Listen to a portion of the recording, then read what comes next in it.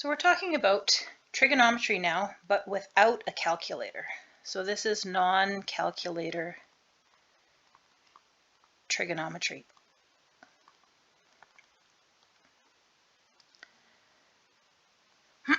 So to do trig without a calculator, we need to know ratios of certain special reference angles. So to do this, we're going to memorize two triangles and essentially one circle. So we need to memorize or know two triangles with what we call special reference angles in them. And we're also going to see one circle. So I'm going to start with the triangles to begin with. So the first thing that I'm going to do is I'm going to start with something called an equilateral triangle. So an equilateral triangle means that, means that all three sides of the triangle are equal to each other. So that side and that side and that side are all equal. And because they're all equal, all the angles are equal as well. And since they all add up to 180 degrees, each angle is going to be 60 degrees. So 60 degrees is going to be one of our special reference angles that we're going to be dealing with. But remember that when we're dealing with trigonometry, we need to have a right triangle.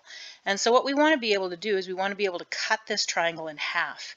And so when I cut this triangle in half, what happens is that I make 90 degrees in the corner. This guy is still 60 degrees, and now that angle up there is 30 degrees. So 30 degrees is going to be another one of our special reference angles.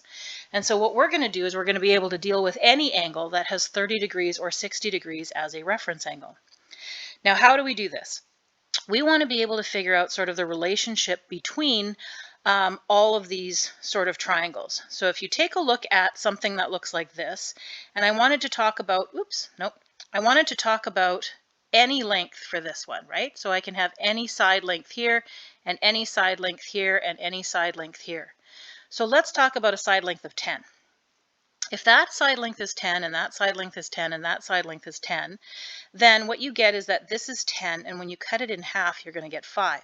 And I should be able to figure out this guy right here. So 5 squared plus y squared is equal to 10 squared.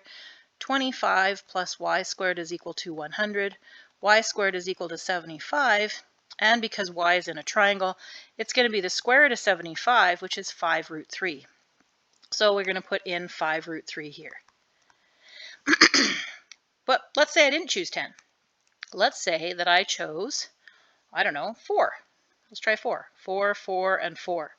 If that's the case, you're going to be seeing these sides here, and you're going to see a pattern with this. This is still 60. This is still 30. This is now 4, and when I cut it in half, we're going to get 2 here. And this is going to be my y value. 2 squared plus y squared is equal to 4 squared. 4 plus y squared is equal to 16. Y squared is equal to 12. And so for me to be able to find my y value, it's going to be the square root of 12, which is 2 root 3. So in this case, we're going to get 2 root 3. In this case, we got y equals to 5 root 3. So notice that there is a pattern between the numbers. What you're getting here is you're getting a 10 and a 5 and a 5 root 3, a 4 and a 2 and a 2 root 3.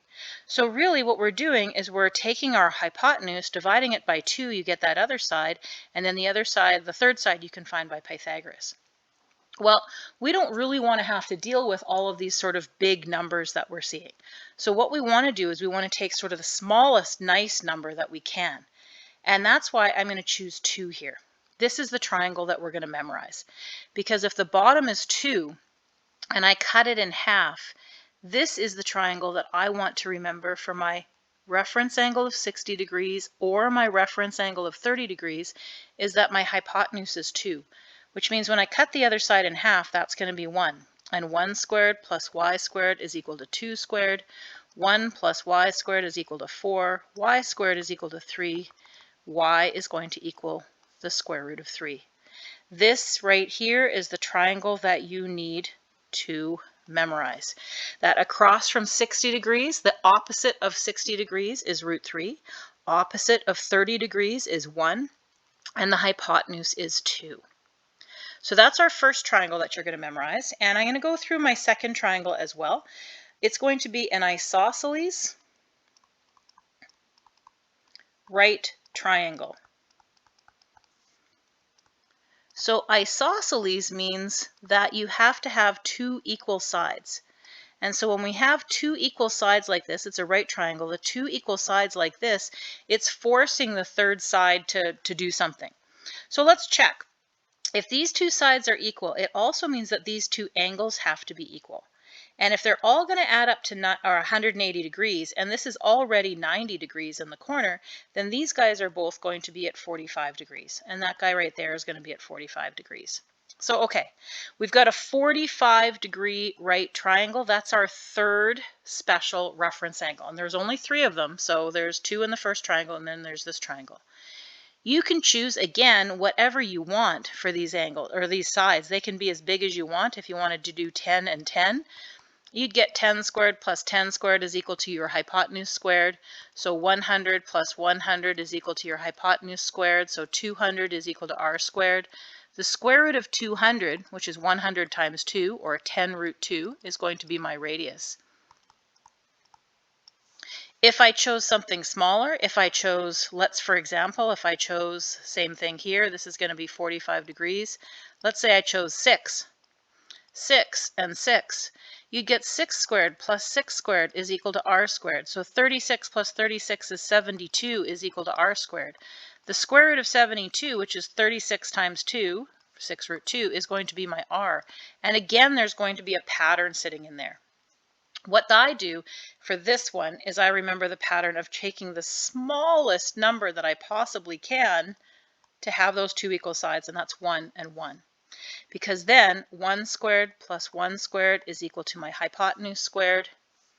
1 squared plus 1 squared is 2 is equal to my hypotenuse squared, which means that the square root of 2 is going to be my hypotenuse. And this right here is the triangle that you're going to need to know for your reference angle of 45 degrees. So, okay, let's see how it works for a bit, and then I'll show you what the circle looks like. To see how this works, what we want to be able to do is we want to find, and this is without a calculator, the value of, and we're going to try the first one. We're going to go sine of 60 degrees. So in this case here, our theta is 60 degrees. I want you to think about drawing your theta. So that's what I'm going to do first. I'm going to draw theta. 60 degrees is right about here. So there's my 60 degrees sitting in here. And once you draw theta, you also want to draw your right triangle around the reference angle. So when you draw your right triangle around your reference angle, here's what it's going to look like. You've got yourself your 60 degrees sitting in here. Notice that the 60 degrees is my reference angle because we're in quadrant 1. And that's when we know it's triangle. So you have to refer back to what you are actually seeing for your 60-degree triangle. So let's scoot back for a second. Here is your 60-degree triangle right here. Opposite 60 degrees is root 3. Hypotenuse 2, other side 1. So we have opposite is root 3, hypotenuse 2, 1. And if I wanted to find sine of 60 degrees, it is in that triangle my opposite over my hypotenuse. So the opposite is root 3 and my hypotenuse is 2. And that right there is going to be your answer. The only thing that you have to do for these ones is to make sure to check for any negative values. But because we are in quadrant 1, we don't have any negative values and we don't have to worry about that. So let's try one that's not in quadrant 1. Let's try cosine of 225 degrees.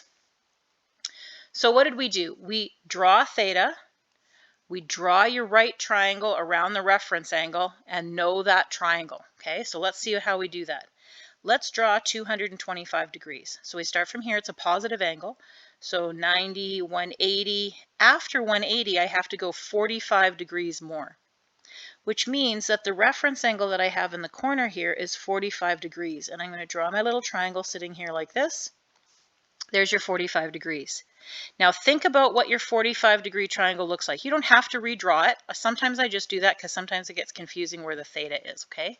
If you want to redraw it, you can. But we have the 45 degrees sitting in here, and the 45-degree triangle had 1, 1, and root 2. But check for any negative values, right? Think about it logically. If I started from 0, 0, I'd have to go 1 to the left, so -1. And then I'd have to go 1 down, so I get -1 as well. Make sure that you put in those negatives right away when you see how they go. When we're dealing with cosine of 225 degrees, remember cosine is adjacent over hypotenuse. So my adjacent side is -1. It's the one to the adjacent to 45 degrees. My hypotenuse is root 2. And so I'm going to multiply top and the bottom by root 2, and I get negative root 2 on the top, negative root 2 on the top, and 2 on the bottom. And that's going to be what my answer turns out to be. We'll try another one. Let's do cotangent of, let's think of a good one. Nope, I don't want to do that. 510? Yeah, let's do cotangent of 510 degrees. Even better. Yeah, let's do 510. I haven't done a negative one yet. So cotangent 510, when we take a look at that, we're going to draw it. 90, 180, 270, 360, 450, 540 is too far. So I've gone to 450 here, and I have to go 60 more, which means that if I go 60 more, my reference angle, which is this little guy in the corner, is going to be 30 degrees. Because this part here was 60 more, right? So I'm going to have 30 degrees sitting in there. So again, if you wanted to draw your little triangle sitting in here, that is a 30-degree triangle. 30 degrees is sometimes tricky because I don't rotate it around, but take a look at your 30-degree triangle. It's from up here. Across from, I'm going to ignore this part, see the 30 degrees is your reference angle. Its opposite side is 1. Its hypotenuse is 2. Its third side is root 3. Its opposite side, where am I? Its opposite side is 1. Its hypotenuse is 2, and its third side is root 3. But wait, should any of them be negative? A hypotenuse is never negative. The 1 is pointing upwards, but the root 3 should be pointing negative.